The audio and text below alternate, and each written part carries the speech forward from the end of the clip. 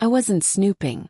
At least, that's what I told myself the night I found her search history glowing on the laptop screen. I had opened it to check the bank account, but the first thing that popped up was the last tab she had left open. How to get everything in divorce. The words punched me in the chest. My throat went dry, my hands trembled on the mouse. Divorce.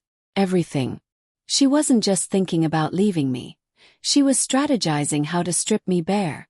I sat there staring at the screen, heart thundering, feeling like the walls of our house had collapsed inward. Why? The whisper broke out of me before I realized it. From upstairs, I heard the faint creak of the floorboards, her footsteps.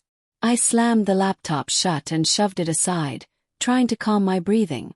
When she walked into the living room, carrying her phone and smiling like nothing was wrong, I wanted to scream.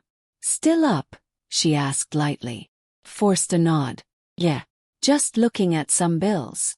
She kissed my cheek, her lips soft, familiar, almost cruel in their warmth. "Don't stay up too late, okay?" And just like that, she disappeared upstairs again, leaving me drowning in the truth I couldn't unsee. Over the next weeks, little things started to unravel. Late-night texts, work meetings that stretched into midnight hours. Her phone face down on the counter, screen buzzing against the wood. I told myself I was imagining it, that maybe the search was just a phase of anger or curiosity.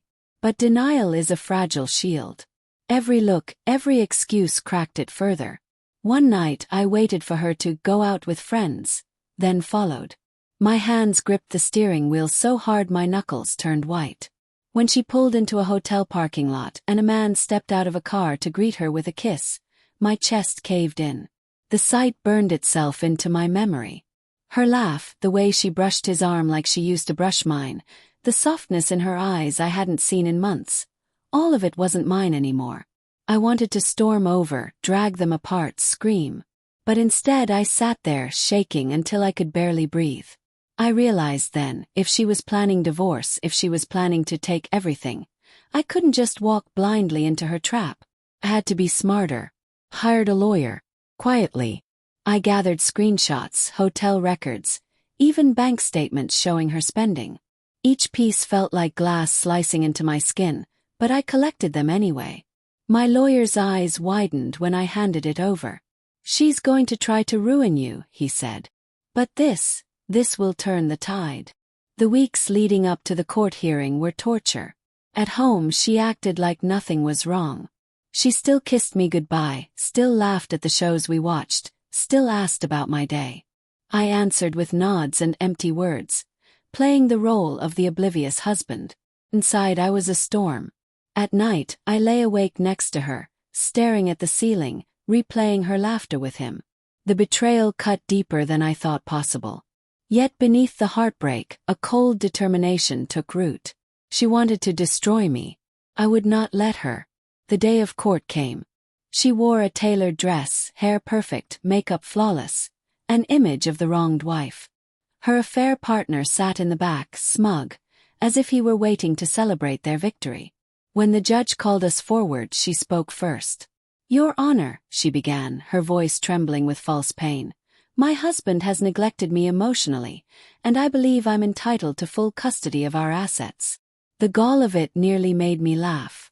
She wanted everything.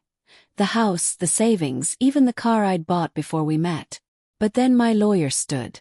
"Your Honor, before we proceed further, I believe it's important to present some evidence."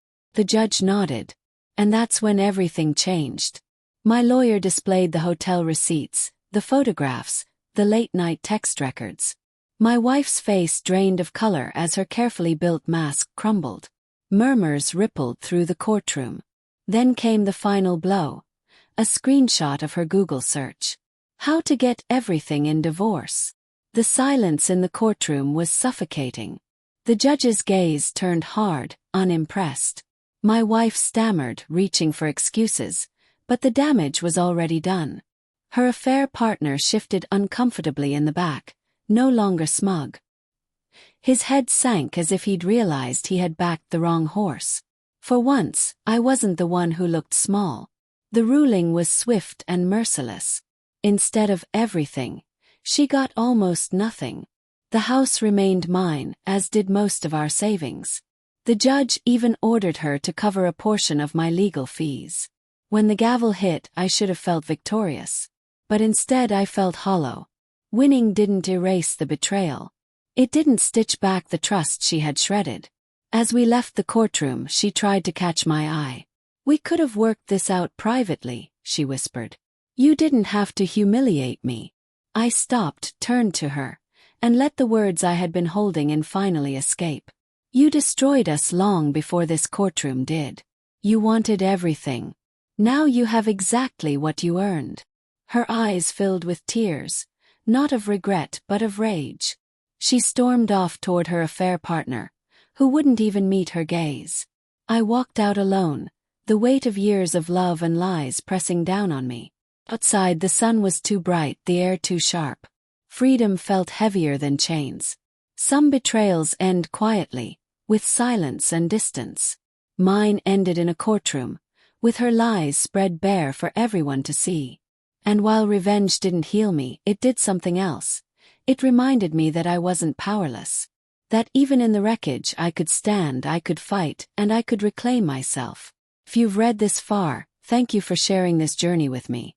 These stories mean everything, and your support helps me keep going. Please consider subscribing to the channel. We're on the road to 1K subscribers, and with your help we'll get there.